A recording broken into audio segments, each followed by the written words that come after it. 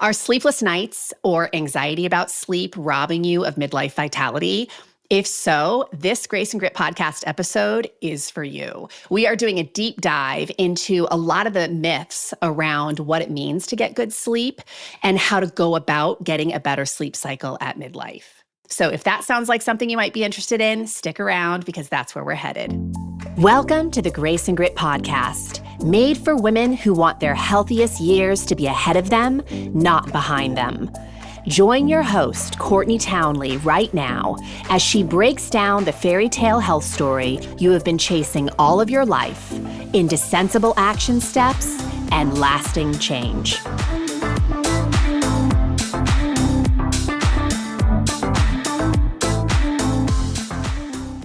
I've always prided myself on what I call being a sleep champion.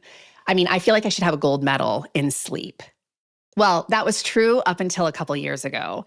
So for decades, I could hit the pillow at night, drift off without a second thought, and sleep solid through the night. But these past few years, as I roll through perimenopause, that is no longer the case. Now, my sleep is dramatically changing. I have found myself tossing and turning, staring at the clock, waking up and struggling to get back to sleep, waking up too early, not being able to get to sleep when I want to, and so many other things, which of course affects my health and my well-being on a lot of levels. I experience afternoon crashes, I experience more reactivity, and no one's got time for that. I don't have time for that at midlife. So this journey has absolutely opened my eyes to how crucial sleep is for our overall health and well-being, and why so many of my clients also struggle with this foundational aspect of health, because it really is so fundamental to our health and well-being. So I am absolutely thrilled to be introducing you today to Morgan Adams, who is literally a sleep coach. So she helps women get better sleep at midlife. And Morgan isn't just another sleep expert. She is someone who has walked through the fire of sleep struggles herself, emerging with practical, medical-free solutions that actually work. As a holistic sleep coach and a 2-time breast cancer survivor, she brings a really unique and powerful perspective to this conversation about transforming our relationship with sleep. So without further ado, let's get to it because we've got a lot of ground to cover. Morgan Adams, welcome to the Grace and Grit podcast. I'm so happy that you're here. Thank you for having me on. It's great to be here, Courtney. And I do not think that we can have this conversation enough with the population that this podcast is really marketing to, which is the midlife woman, the conversation of sleep, because there are so many challenges that arise at midlife with our sleep cycles, our ability to get quality sleep, our ability to get enough sleep. And I have long believed, everyone has their anchors, the things that help them to feel grounded in their wellness journey. And what my anchors are might be a little different for you and what might be a little different for the next person, but we all have the anchor of sleep, right? Yes. Sleep helps us with so many things. So I'm so happy that you're here and we're going to have this conversation. Now, you call yourself a sleep coach, yes? Yes, I do. Yes. Okay. Tell us about that. Tell us what led you to that and how you really think about that works. Yeah. So my sleep story goes back, about 20 years. I ended up developing insomnia while I was going through the beginning of a very stressful romantic relationship in my mid-30s, which I'll spare you the details of. But essentially, that left me in a situation where I was having what they call sleep onset insomnia. So I would lie there in bed, tossing and turning for up to 1 to 2 hours every night, waiting for sleep to happen. After a few months of this, I said, okay, enough is enough. I went to my primary care doctor to get help, and I was given a prescription for Ambien. Now, at the time that this is all happening, I was actually a pharmaceutical sales rep. So drugs were my currency, the legal ones. So it was sort of like, oh yeah, there's a pill for that. Sure, I'll take it. And it did its job as advertised. It got me to sleep more quickly, but I paid on the back end with a lot of side effects the next day. And we can, maybe elaborate on what's going on with the sleeping pills and stuff. But I just kind of weathered through it for about 8 years. And then I met a guy who turned out to be my future husband. And while we were in our early dating, he said to me, when you take that pill, you kind of act like a zombie and it freaks me out. And I was like, oh my goodness, he's got a really valid point here. Yeah. And so I started reevaluating my relationship with the pills. Yeah. And I decided that I was going to stop taking them because I did not feel like they were serving me anymore. However, I did not go about it in the way that I promote other people going about it. And that is when you are coming off a medication, sleep medication, psychiatric or otherwise, really partner with your prescribing provider on how to do that appropriately, how to taper it down or whatever you need to do. But I went rogue. You just ripped the Band-Aid off. I was like, yeah, because I'm just, your grace and grit. I have got a lot of grit. Right? Yeah. And I was like, I'm going to weather through this. I'm going to get through it. And I did. And fortunately, I didn't have a lot of bumps along the way. And I ended up sleeping pretty well for many years after that. And then there was a plot twist. And that was a plot twist that we collectively experienced in March of 2020 when the pandemic just started and nobody knew what was up. My sleep started to suffer again. And I got really worried. But this time around, I went to Google and started, researching sleep and how to sleep better. And I was actually able to get my sleep fixed pretty quickly. And during that process, I ended up getting on Facebook and just sharing organically with people like how I was getting better sleep. Yeah. And during that time, I found out that a lot of other women in my age group were having trouble sleeping too. Yeah. So just backtracking a couple years before that, 2018 is when I had my first breast cancer incident. And that was actually a pivotal moment for me in terms of figuring out I think I need a new career. I think I need to do something to help women with their health. And so then when the whole sleep situation happened again in 2020, it was like, okay, all the stars have aligned. And how I'm going to help women with their health is by helping them with their sleep. And so it was 2020 when I decided to be a sleep coach. Now, deciding to do something and actually doing it are like two different things. So Unfortunately, they are. You can't just hang up your shingle and say, I'm a sleep coach now. I had to spend some time getting prepped up for that. So I took a year and got my certification as a health coach, a couple of different sleep coaching certifications, and then started this practice in 2021. So it was a very long and roundabout route to get to where I am. But it's been an incredible privilege to be able to help so many midlife women struggling with sleep during this time in their lives.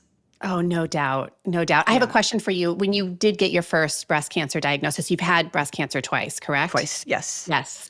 The first diagnosis, you mentioned that that was a wake-up call that, you needed a shift in career, which I love that as well, because I think so often when because I talk a lot about the midlife renovation, and to me, that sounds like a part of your renovation. Yes. How old were you at that stage? I was 48 at the first one, and then 51 on the second. Breast cancer. Okay. So I was actually already kind of in the beginning stages of my business during the second diagnosis. Yeah. Okay. So before we get further into sleep, I'd love to ask you, now that you are a health coach and you've obviously gone through your own health journey in so many different ways, at this age and stage of your life, how do you define health? Oh, that's a good one. I define it as not necessarily like things that you look at from the outside. Like, so when I was younger, I did things that were, quote, healthy because they made me look good, right? Of course. So, I would count calories. I would do a lot of cardio. Yeah. I would try not to eat sweets because all of these things, I didn't want to be overweight. I didn't want to have bad skin. But now, like, the shift for me is that, like, I'm doing all of these really healthy things that are actually really healthy now because I want to feel good. Right. And, if the side effect is, I'm having good skin and, I like my body composition, well, that's icing on the cake. but Yeah. it's a different mindset for me in terms of health, Yes. and it goes a lot deeper than it had been. It was rather superficial, I have to say, in my 20s and 30s, and even earlier into my 40s. Oh, yeah. You're so not alone in that. I think that everyone listening can relate to that. I know I certainly can. So let's talk about how sleep intersects with that, like with health and the feeling good. Like, what is the value? And I know that most listeners, they've heard these things before, but again, I think we can't reiterate them enough. What is the value of sleep to our health? Yeah, there's no area that it does not impact. So we Yeah. can kind of run down the list. It's brain health, it's immune health, it's heart health, it's metabolic health, and it's also a mental health as well. So if we are not sleeping well, we're going to be more prone to getting anxiety and depression. We're going to have more stress in our life. And one thing that people don't talk about enough, at least in my opinion, is sort of the way that sleep helps our relationships. So it helps us with empathy. They've even done studies showing that when people are sleep deprived, they're less empathetic, they're less likely to donate to a nonprofit or help other people who need help at work. So I think, a lot of times, like, for example, if you've gotten cut off and someone in traffic and someone yells at you or gives you an unfriendly gesture, like whenever that happens to me right now, I think they might not have slept well. Like my lens goes there because some of the bad behaviors that we see in day-to-day life, I think, can be attributed to people's lack of sleep, Of honestly. course. And I think sometimes we forget about that. But literally, there's no aspect of our health that sleep does not touch. Yeah. I love that you bring up the relationship piece because so often with my clients, they're often rationalizing staying up late to Hmm. connect with their loved ones, to watch Yes. the movie with their husband, to make sure that, their kids are going to bed, their teenagers, whatever it may be. And we're often having this conversation of, okay, let's really consider what's going on here because what is the cost to this Hmm. relationship if you don't get enough sleep tonight? Right. Right. Right. And it's exactly all the things you were just speaking to, that it does make us more reactive and emotionally volatile, and we're not such good problem solvers, all the things. Yeah. I mean, you're right. It seems good in the moment, Yeah, of like course. because you're enjoying time on the couch. But then the next day, like if you haven't slept well, how are you going to manage the conflict? Yeah, Right? How are the daily stressors? Are you going to be able to ride those out well, or are you going to, snap at somebody? Right? exactly. Exactly. I had my dog, like this was several years ago, passed away. He was 15. And I remember like those last couple years of his life, he was very like snappy, right? Because Oh, he didn't yeah, feel good. yeah. He had arthritis, and he just didn't want to be touched. He didn't want to be looked at. Like, just leave me alone. And that is how I feel when I don't get a good night's Oh, sleep, yeah. right? Oh, yeah. Definitely. Yeah. So I think it's so relatable and just so relevant. So obviously, for the midlife female population, there are some, unique considerations in terms of why we particularly struggle in the sleep department. So can we just touch on Yeah. that before we Of go into course. like some of the strategies to help improve Yes. it? Yes. So yeah, there's kind of three main reasons why women in midlife are struggling more with their sleep. The first one is kind of an obvious answer. It's hormones that are declining and fluctuating. So the progesterone in particular is sort of like our anxiety hormone, our anti-anxiety hormone. Yeah. So when that starts to decline, a lot of people find themselves more anxious, more wound up. And then the estrogen is so important because that helps keep our blood sugar regulated, helps keep our temperature regulation intact, helps prevent the nighttime, the early morning cortisol awakening. So that estrogen, when we don't have it, it really can affect our ability to stay asleep in Mhm. particular. And then we move on to the issues of mental health. So when women are in midlife, they tend to have more tendencies towards anxiety and depression. And Mhm. both of those leave us more vulnerable to sleep struggles. And then, the third reason is really more of a sociocultural reason, and it's relating back to the fact that we're, quote, in the sandwich generation. So we have a woman in midlife, let's just say 45 to 50. She may have children at home that she's responsible for. She may have aging parents who need help, maybe getting to appointments and managing their lives. And then on top of all that, she's likely at the height of her career. And maybe she owns her own business, maybe she's a manager. And all of those competing demands create extra stress and anxiety, which can impact sleep. So if you just consider all three of those variables happening at once, you can see why it can be a really unfortunate situation for a lot of women in midlife with their sleep. Yeah, and they kind of all feed each other. So Oh, yeah. I definitely, in this conversation, I've struggled. First of all, I would consider myself a gold medalist in the sleep Yay. department most of my life. Yeah, that's But great. I've noticed a couple years ago, I started to have some sleep challenges, mainly with waking up and then struggling to get back to sleep. Yes.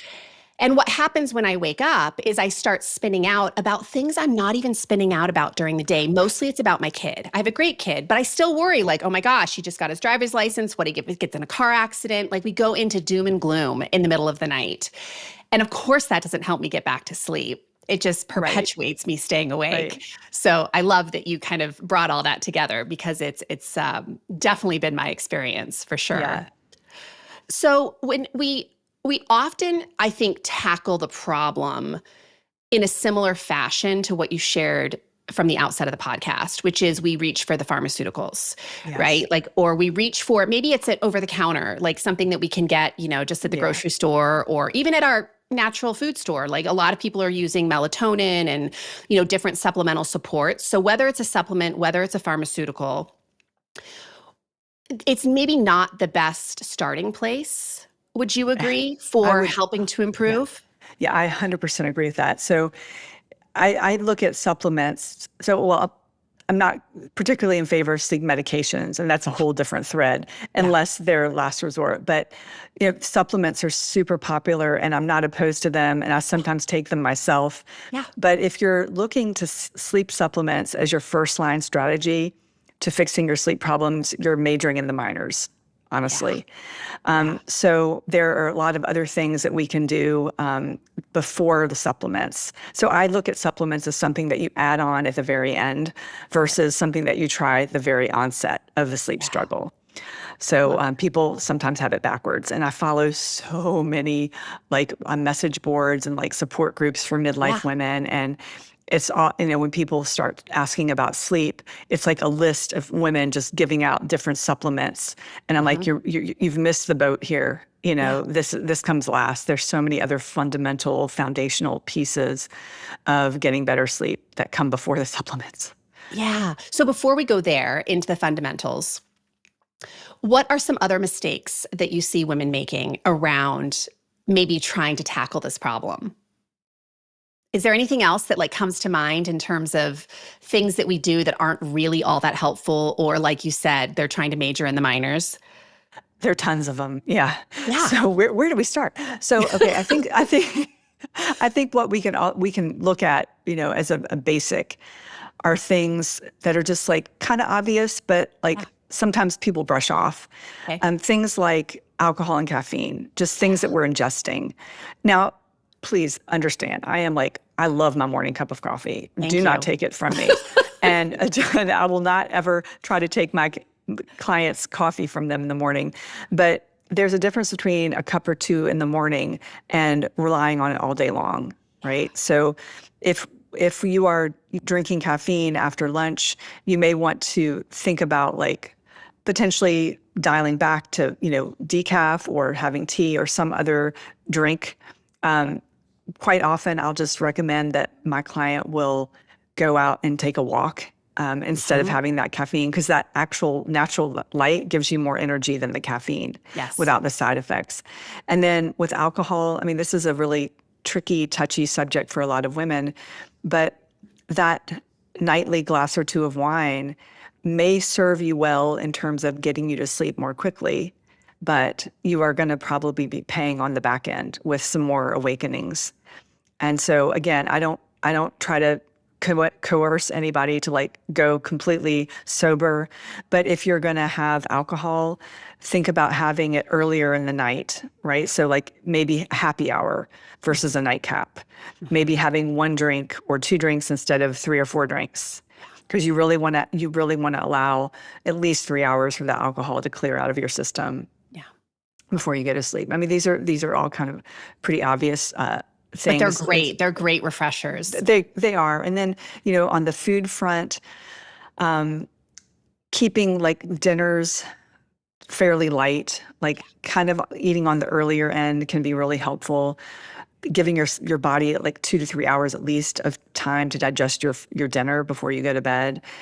There's a lot of talk lately about snacks before bed, and we should probably just kind of touch on that real quickly.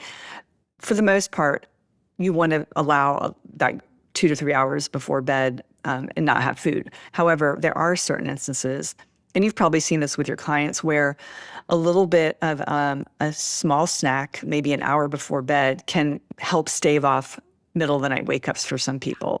Not for everybody, but it's what's happening in those situations is people maybe have eaten too early, and there's way too long of a period of time that they're not getting fuel, and their body wakes them up because their body's like, we need more fuel. And they go into this sort of like higher cortisol adrenaline response that wakes them up.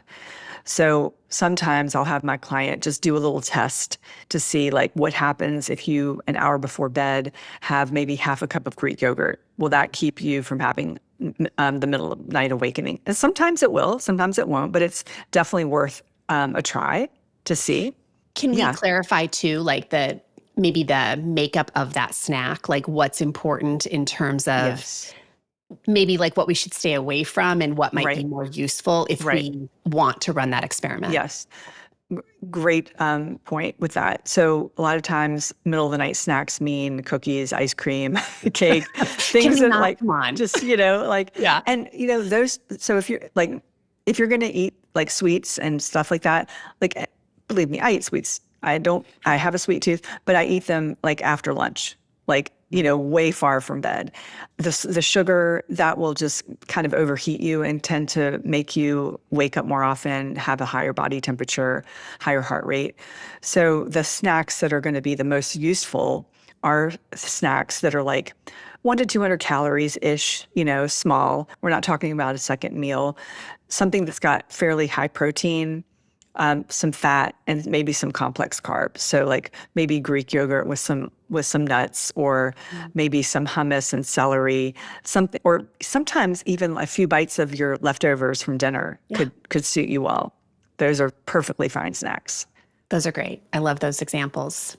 Anything else that comes to mind in terms of like the mistakes that we're making before we move into some of the strategies that really help? Yeah. So I think one of the mistakes that I see quite often, you touched on this a little bit, but I think it's worth delving into a little bit more, it's called revenge bedtime procrastination. And basically what this, I've never heard that term. I love it. It's basically what you were alluding to earlier, when a woman will be like wanting to stay up later to have time with her partner, and or even herself, right? It's like the only time we have in the day for ourselves. Yes, that's exactly right. And so this concept, revenge bedtime procrastination, has been around for a while, but it started getting a little bit more publicity during the pandemic. And typically the person who is dealing with this is usually a busy professional and a mom. So what's going on is that this person who's dealing with it is spending their entire day doing things for other people and not doing anything for themselves. And so the end of the day happens, and she's like, whew, okay, I finally have some me time. And then what she will often do is maybe do Netflix and wine or popcorn or scroll. I mean, like, these are just very typical behaviors, and it's or Netflix and scroll. Or Netflix, all a combination of there above. And it's a total normal reaction. So what I usually suggest to clients is and honestly, most of my clients don't do this. Most of my clients have insomnia. And so different thread, but there are a lot of women who I talk to in my daily life and just, here and there and everywhere, who are doing this. And what I usually suggest is taking some time during the day to block off a period of time, 5-10 minutes, a few times a day, to do things that bring you joy. And if that is watching YouTube videos about cats, then so be it, but just taking some time to do something that you enjoy so that you will be less tempted at night to do that thing when you need to be sleeping, right? It reminds me a lot of when a woman isn't well fed throughout the day. What happens at night is we usually Yes. eat the cookies and the chocolate and the pizza Yes. and all the things because we're just, our blood sugar is just tempting us to do so. Yes. And so I hear just that similar response that and I see it so much in my clientele too, that when we're not pollinating our day with joy, we end up trying to catch up for all that Yeah. missed joy at a Yes. time in the day when really the best nutrient is going to be sleep. Yes. Yes. Yeah, you said it so well. And then like reminding yourself as to your why about why you want to get good sleep. Because sometimes I think we forget why we want to get good sleep. So you may even want to consider writing a sticky note and putting it on your bathroom mirror about why you want to sleep well. Maybe you have a presentation the next day that you really want to knock out, right? You want to just wow the whole entire office with it. Maybe that's your why for getting good sleep and not doing the bedtime procrastination. We all have our own whys. So it's really getting clear on what that why is for you and why you want to prioritize that sleep. Because there really is, even though we understand the value of sleep and we know it's going to benefit us, there is a level of discomfort with giving ourselves more of it, especially when we don't have a practice of it, because we Right. are sacrificing other things, whether that's alone time or it's time with your family or everything has a sacrifice. But in this case, I love what you said there. It's like, what am I actually saying yes to tomorrow Mm-hmm. by putting Yeah. myself to bed tonight? Yeah. So one of the things I like to say is don't think of sleep as an inconvenience. Think of it as an investment in your next day. Beautiful. I Right. love that because it really gets you focused on the benefit rather than the sacrifice. Exactly. So good. So good. Okay, let's get into some of the things that I know a lot of listeners are just itching to hear, which is, what do I do? Yeah.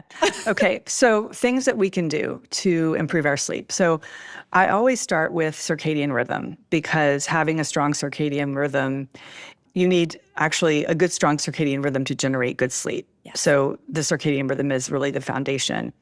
And there are a few practices that I usually recommend to everybody because they're accessible, they're free, they're simple. I don't want to say they're easy because they're not always easy, but they're simple to do. You don't need to buy anything or, download a whole bunch of stuff. So the first one is getting natural light in the morning as soon as you can when you wake up. So what you want to think about is like the times in the morning when you can get out in the morning. Like, so sunrise happens at different times of the year for different locations. You want to, like, you can actually look at your weather app or there's an app that I use called my circadian app, and it will tell you when the sunrise is, when the sunset is. And you want to aim for getting out as soon as you can to the sunrise and staying out there for about 10 minutes without your sunglasses. Can I ask you a Now, question about this? yes, please. So I typically, especially now because we're out of winter in Montana, like it's obviously very hard to do in Montana during the winter, but I usually take my coffee and drink it outside on my porch. But I have worn contacts my whole life. Mm-hmm. And I cannot stand not having my contacts in my eyes when I'm awake because I can't see anything. Yeah. I don't wear glasses very often. And so I've been wondering lately, am I actually getting that light in my eyes properly if I have a protective cover over my eye, like Yeah. contact?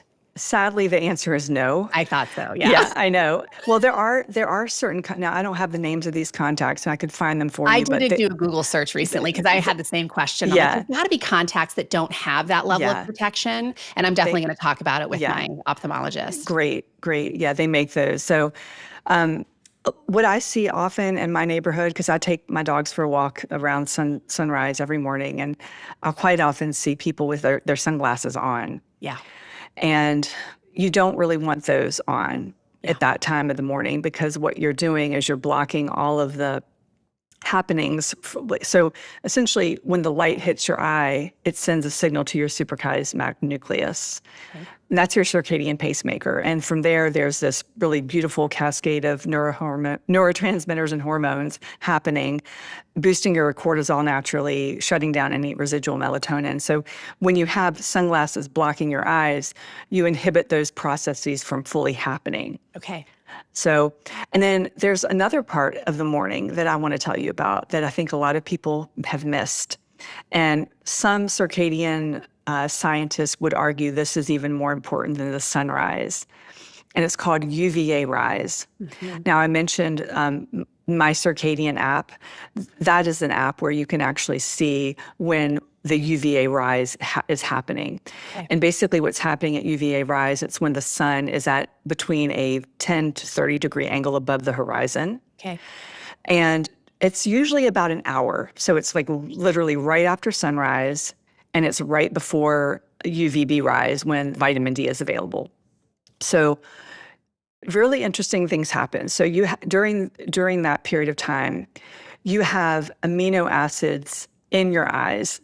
And when the light hits those during the UVA period, it converts those amino acids to the neurotransmitters, serotonin, norepinephrine, and dopamine. The feel-goods. The feel-goods. Yeah. And it also helps regulate your thyroid and helps appetite regulation.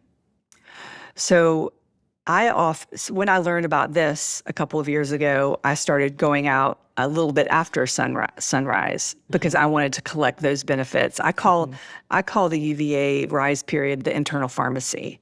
Oh, it's tapping into so many powerful benefits for your body.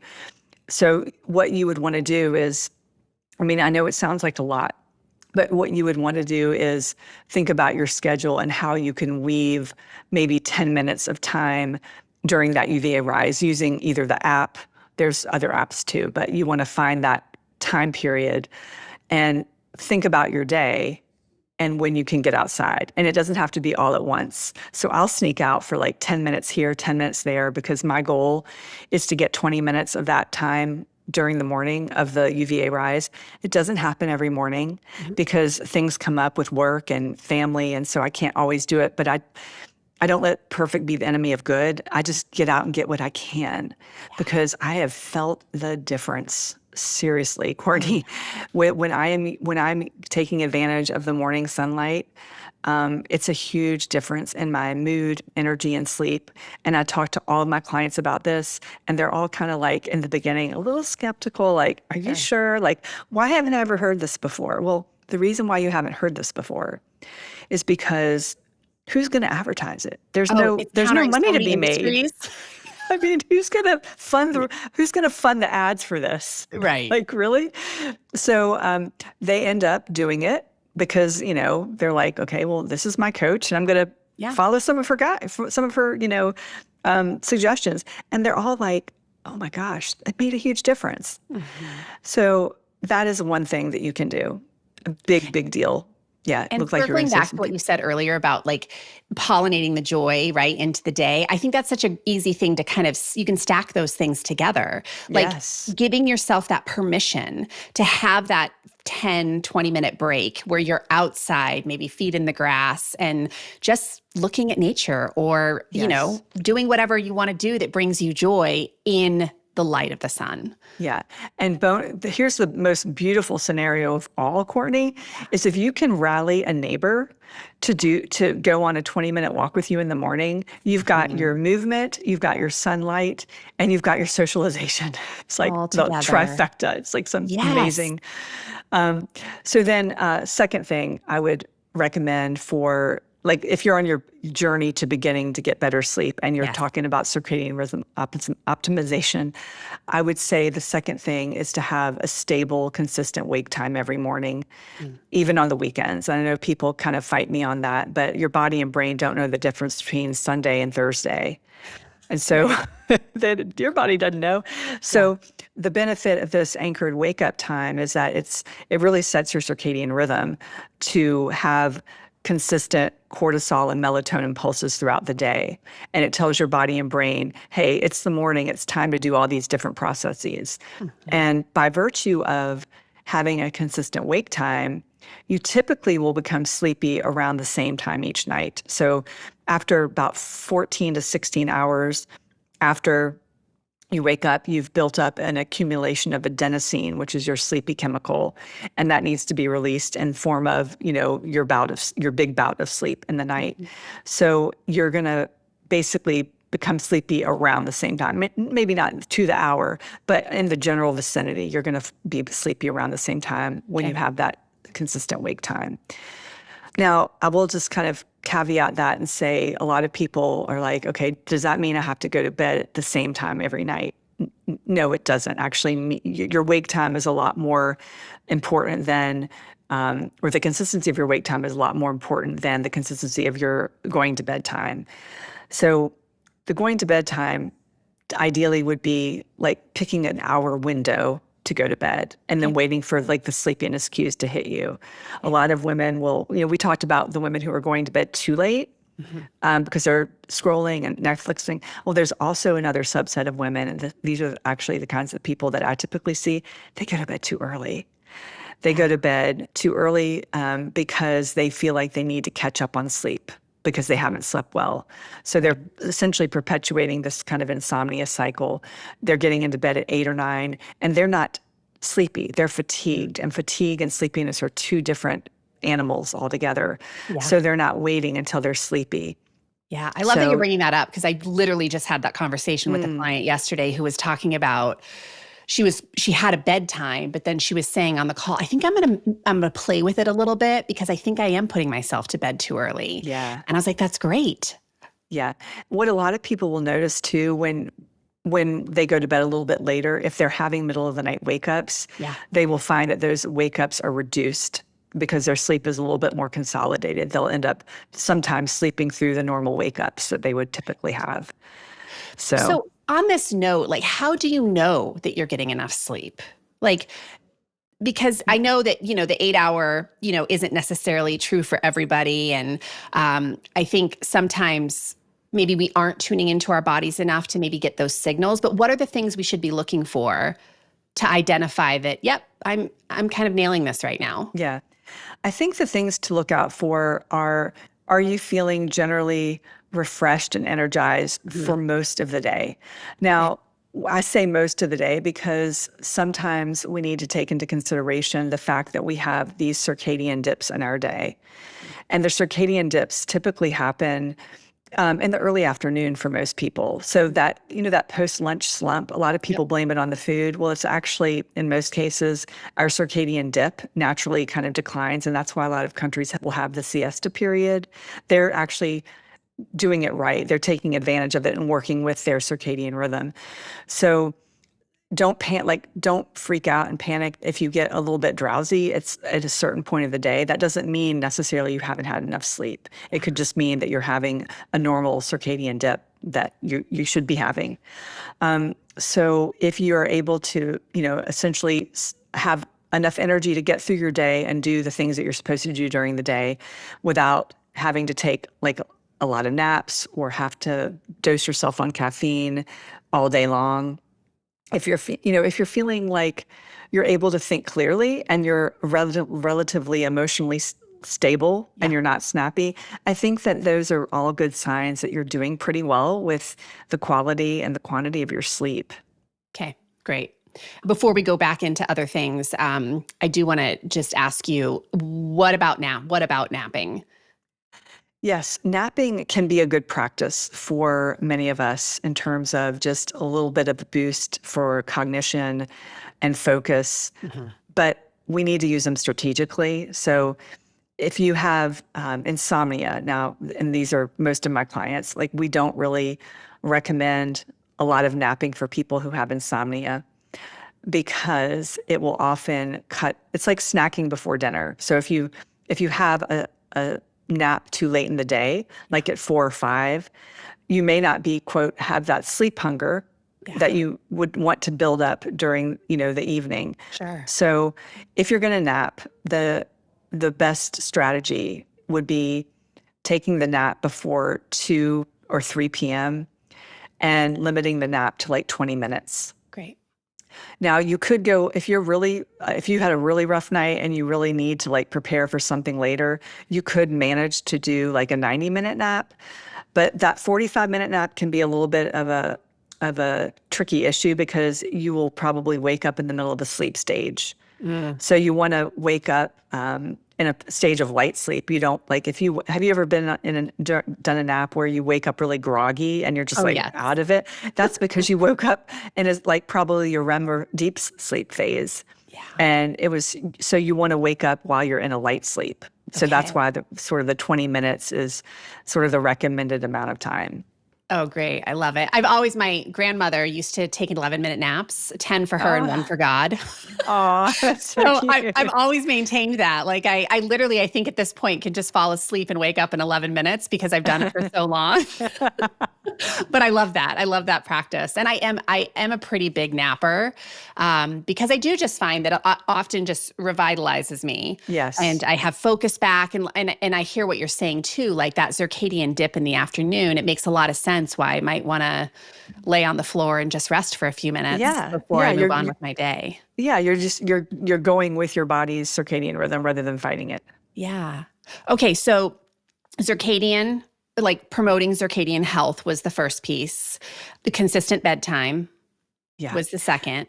What Yeah. else? I would say the third one that I would recommend the most strongly would be exercise. And I know I'm probably preaching to the choir here, but I think a lot of people don't realize how important exercise is in our sleep quality, Yeah. especially as we get into midlife. They've done like several different studies showing that moderate exercise in midlife helps with deep sleep. And deep sleep is so very important. And unfortunately, as we get into midlife, we naturally lose our amount of deep sleep. So if we can do exercise to bolster that deep sleep, we're in a much better spot. Yeah. So it doesn't really matter whether it's like cardio or strength. I mean, I've been following the research and I see different research coming out, but like the latest research that I saw showed that strength training for midlife people was more sleep promoting than cardio, which is interesting. Yeah. But don't give up your cardio, Yeah. y'all. Still do your cardio. Yeah.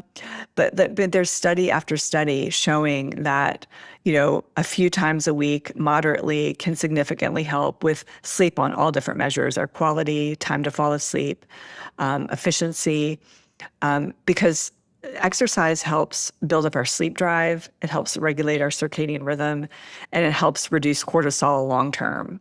Yeah. So it's just a great and I know, exercise is simple, but it's not easy all the time because, we have different factors that may kind of throw us off and we may not always be motivated to do it. But I definitely recommend it as a strategy for better sleep as a starting point.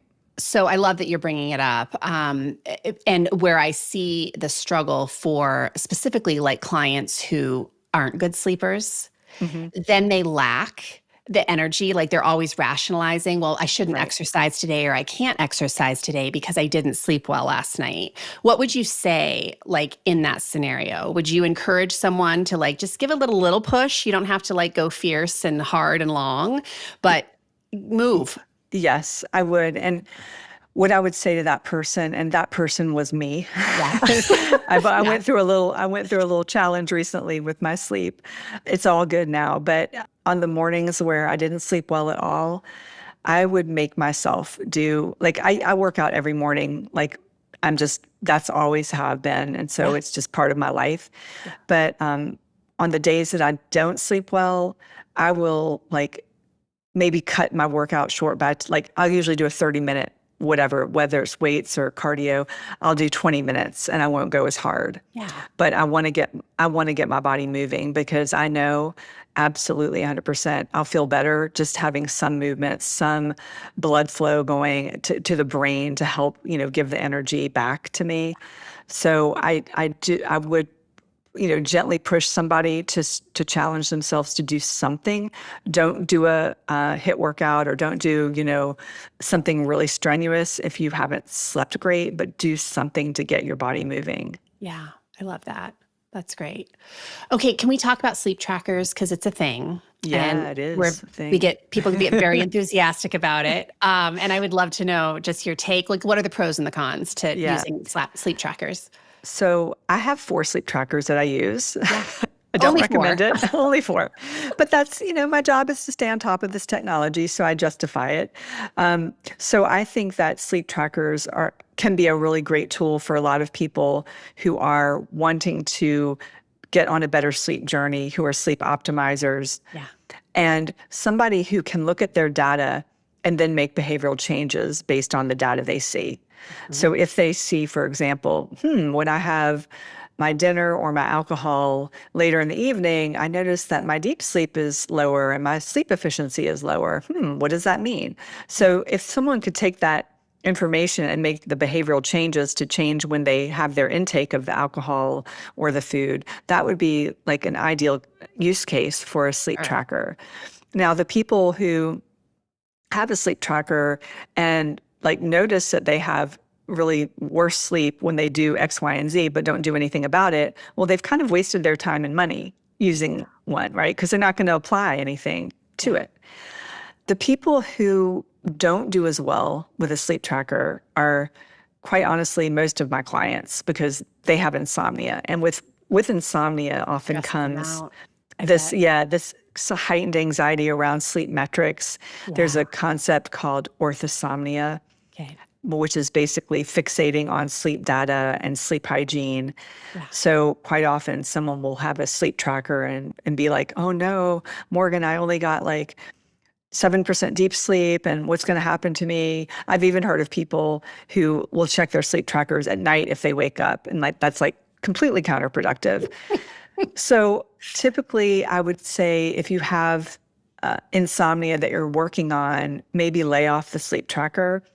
There's also what I call the middle ground approach, and that's when you wear your tracker every night, but you actually look at the data only once a week so that Okay. you're not so hyper fixated every morning on the data. Yes. You're able to, when you have that week of in between looking at it, you're able to get some distance and less emotionality is tied up in your scores. They've even done studies showing that when people get good sleep, but then they're told they didn't get good sleep by their sleep tracker, they start like having behaviors that are indicative of a poor sleeper. So a lot of this is almost like a self-fulfilling prophecy. You tee up your day according to what the tracker told you, and that's like going to be quite counterproductive for a lot of people. So the bottom line, though, is really to tune into your own body and assess your quality of sleep based on how you feel, based on what versus what a tracker tells you. Because quite honestly, they can be inaccurate sometimes. Sure. So we can't look at them as the gospel truth. Yeah. And data, like, I think it's, all around data is important. Like, it gives us some valuable information, but data alone does not tell us our complete health story, right? Because we have Exactly. to tune in with how we're feeling and do some self-inquiry as well. uh, Hmm. to optimize that. So I do want to clarify this because I'm interested in this answer, and I'm sure listeners are too. You obviously work with anyone who is it only women, or do you work with a wide swath? I mean, do you work with men and women on sleep? I work with men and women, but I really kind of market towards to women. And Okay. so probably 80% of my clients are women. The men who find me are usually through like their female partner Sure. or Yeah, through the I get that. grapevine. So working with women, Mhm. how do you differentiate between someone who has insomnia versus someone who's just rumbling with sleep? Yeah. So the insomnia definition is really like having trouble falling asleep, staying asleep, or waking up too early, at least 3 days a week for 3 months or more to be chronic insomnia. Okay, that's So very that's clear. it's very clear. In Yeah. addition to those parameters, there also has to be some kind of daytime dysfunction or feeling unsatisfied with their sleep. Yeah. And quite often there's a bit of anxiety around sleep that is attached to the insomnia. Yeah. So it's really there's honestly two different conversations in the public that are being had about sleep. There's or conversations and recommendations. So there's a whole conversation around people who have insomnia and recommendations. And then there's the people who are not prioritizing sleep and who are burning the candle at both ends. Quite often, Courtney, the public health messaging is so fixated on the number of hours people need for sleep. Sure. And that message is directed toward the people who are burning the candle at both ends and who are deliberately not giving themselves enough sleep opportunity. Yeah. Now, when the people who have insomnia see those public health messages and those scary headlines about XYZ is going to happen, they freak out. And I Prevent am sleep. because they're like, damn, I'm trying to sleep. I can't get it. What's going to happen to me? Yes. So I'm always having to talk them off the ledge because in reality, a lot of these studies are based on people who are getting poor sleep for a certain amount of time. And it's in a very clinically controlled, you're only getting 4 hours of sleep a night. Well, most people are getting over 4 hours of sleep a night. Yeah. So it's really, it's not a really, the studies are not often very useful or reliable. So when the wrong people see them, like the people who have insomnia, it can be a real trigger to them. Absolutely. And I'm literally thinking of like 3 or 4 clients right now who are just in that camp of, it's not that they're not giving themselves opportunity. It's that they really rumble with the sleep. They don't fall asleep. They can't stay asleep. Like you said, they wake up too early. So this episode will be going straight into their inbox. Yay. Absolutely. Okay, so this is awesome. Like, I feel like we've covered a lot of ground even though we've talked about this topic on the podcast multiple times, I feel like we've really kind of tackled some different angles. In closing, is there anything else you want to say to a woman who might be listening that really just has been struggling along her sleep journey? Yeah, I would say that there is hope. I feel like a lot of times people come to me like, I've tried everything. I guess this is just what getting older means. And my fate is bad sleep because I'm getting older. And I challenge that because I've seen so many people turn their sleep around, including me, that I really believe that there is the possibility of getting better sleep. And so much of this has to do with our mindset around it and what we call ourselves and how we label our sleep. So if we're talking, I had a client once who she was using expletives to describe her sleep, and I just had to stop her and say, listen to how you're describing your sleep. Yeah. Like, let's change the language. I'm not saying that we have to be Pollyanna, like I'm the best sleeper ever, but if we can at least move that languaging into the realm of neutrality, that's a great start. So a lot of it is the mindset and how you speak about your sleep, not always calling yourself a terrible sleeper, using different ways to, like, instead of saying I'm a terrible sleeper, I'm having some sleep challenges, but I'm trying to work through those by doing X, Y, and Z. It's a lot. I think it's going to change your outcome a lot more when you're using that, like, neutral to positive language. Absolutely. I love that that's your sort of closing message with this, because is it neutral is always a great place to start. And is it useful? Like, is talking about sleep that way actually helping you to want to sleep? Probably not.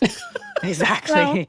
Yeah, this is brilliant. Okay, how can people find out more about you? And I think you also have a PDF people can download. Yes. So tell us about those two things. Sure. Thank you. So my website is morganadamswellness.com. There you can find the opportunity to have what I call a sleep clarity call. It's a free consultation just to chat about your sleep issues. There also is a free guide. You mentioned it's a PDF. It's a very rich piece of information. It's called Awake Again at 3 a.m., your guide to why you're waking up and what to do about it.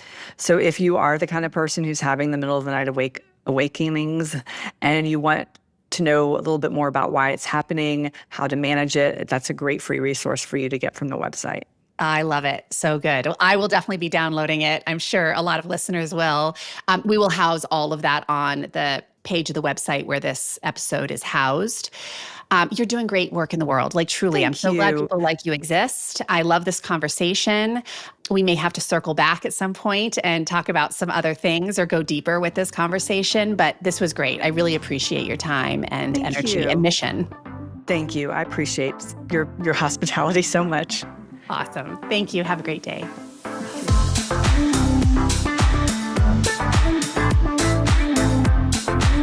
Thank you for listening to the Grace and Grit podcast. It is time to mend the fabric of the female health story. And it starts with you taking radical responsibility for your own self-care. You are worth the effort. And with a little grace and grit, anything is possible.